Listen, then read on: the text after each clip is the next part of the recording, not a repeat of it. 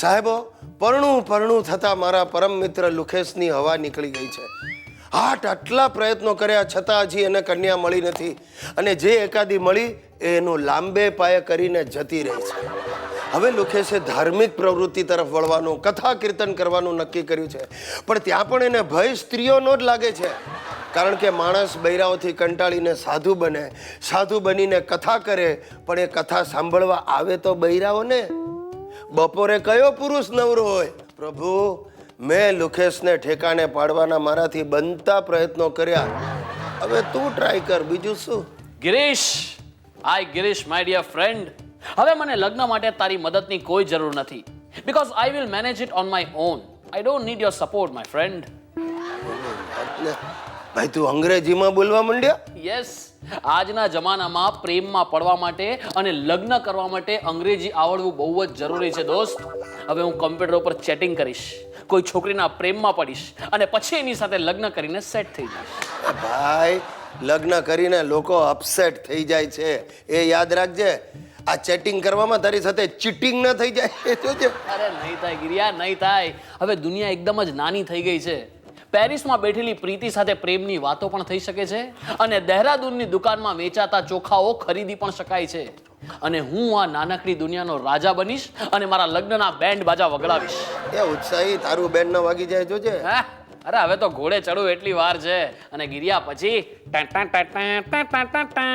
એ બિસ્મિલ્લા ખાનની નકામી ઓલાદા, શરણાઈ બંધ કર. હવે તો શરણાઈ સિવાય કંઈ સંભળાતું જ નથી ગિરિયા. આજથી ચેટિંગ શરૂ. હવામાં કોમ્પ્યુટર લીધું? લેવાનું છે, હપ્તેથી લઈ લઈશ.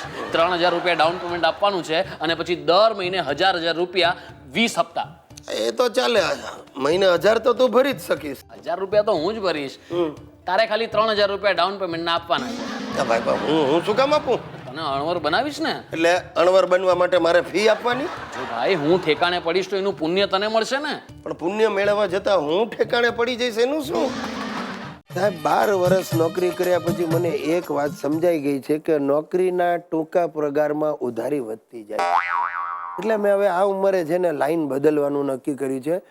એક સોલિડ સિરિયલ બનાવવી છે. સ્ટોરી આપણી જ છે, ડાયરેક્ટર પણ હું, અને હીરો તો સ્વાભાવિક છે હું જોઉં. હિરોઈન તરીકે વિચાર છે કે પ્રિયંકા કરીનાને પૂછીશું, એ તો ના જ પાડશે. એટલે છેવટે ફિલ્મ લાઈનમાંથી આઉટ થઈ ગયેલી કોઈ એકાદ નાની નબળી હિરોઈનને વસાવી લઈશું. ખલનાયિકા ફિક્સ છે, સુશીલા. એટલે શું છે, બધું ઘર મેળે ઓછા ખર્ચામાં જ તૈયાર થઈ જશે. અને તમને કહું, જ્યારથી સુશીલાને મેં આ વાત કરી છે ને ત્યારથી મારી બેટી મોટા મોટા ચાંદલાઓ ખરીદવા માંડી છે. એનું દ્રઢપણે માનવું છે કે ખલનાયિકાના ચાંદલા એ જ સિરિયલનું સૌથી મોટું પાસું છે. બાકી હિરોઈનના ભાગે તો નાના નાના ટૂંકા કપડા આવશે, અને હું જંગલીનો રોલ કરું છું. એટલે મારે તો પાંદડા જ પહેરવાના, એમાં વળી ખર્ચો શું? હવે સ્ટોરી મેં છે ને કંઈક આ રીતે વિચારી છે કે જે આપણો હીરો છે, એટલે હું ગુજરાતના જંગલોમાં જન્મે છે. એ જન્મથી બોબડો છે, અને ત્યાં જ એક ડાકણ એના પ્રેમમાં પડે છે. એ કોણ? સુશીલા. Perfect casting. હવે હિરોઈન જે છે આપણી, એ મારતે ઘોડે ફરડિંગ ગફડાક ટપડક ટપડક ટપડક ટપડક કરતી જંગલમાં આવે છે, અને ત્યાં જ એનો ઘોડો મરી જાય છે, મૂંઝાઈ જાય છે હિરોઈન. અને ત્યારે મોગલીના મોટા ભાઈ જેવો આ હીરો એને ચીચિયારી પાડીને ઝાડ પરથી નીચે લસરીને આવે.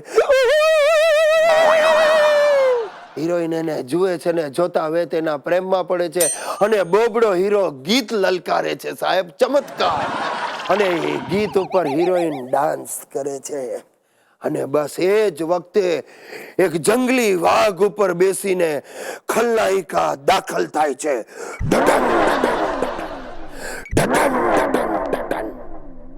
અને સિરિયલનું નામ વિચારું છું, યસ, અગલે જન્મ મુજે ગુજ્જુ કીજો.